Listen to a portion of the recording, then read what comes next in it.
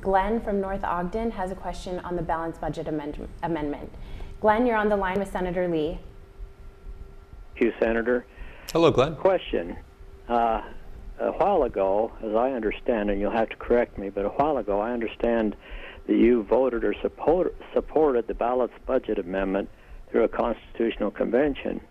Now, my understanding is the constitutional convention will open a can of worms. In fact, I have a letter written by your father, Rex, stating that very same thing, that if you open the constitutional convention, that things can creep in that we don't want to creep in, and it would be better off if we didn't open it up. Can you respond to that? And if you did support that, tell me why. Okay, yeah, thanks for asking the question.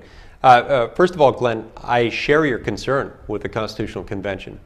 I was raised, as you point out, by a father who taught me from a young age that the last time we had a constitutional convention in this country was in 1787, and that it can be a dangerous thing to reopen that process. So I'm not sure where you're getting your facts on that. I do support a balanced budget amendment, but I have supported it through by means of the process through which we've amended the Constitution all 27 times, by having Congress propose an amendment by a 2/3 supermajority vote in both houses of Congress, and then following that up by ratification by 3/4 of the states.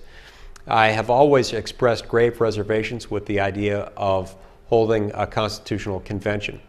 I understand that the idea has supporters, and I understand what they're saying, and I'm sympathetic in many ways to what they're saying, but I share your concern with what could happen. And that's why I suspect you may have been misinformed.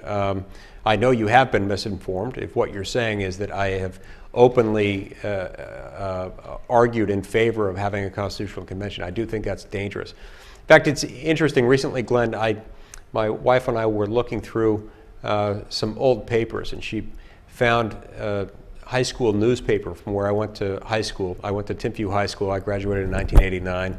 And there was this editorial that I wrote in high school that I had long since forgotten about, talking about the fact that I opposed a constitutional convention, that I oppose it for the very reasons that you just described.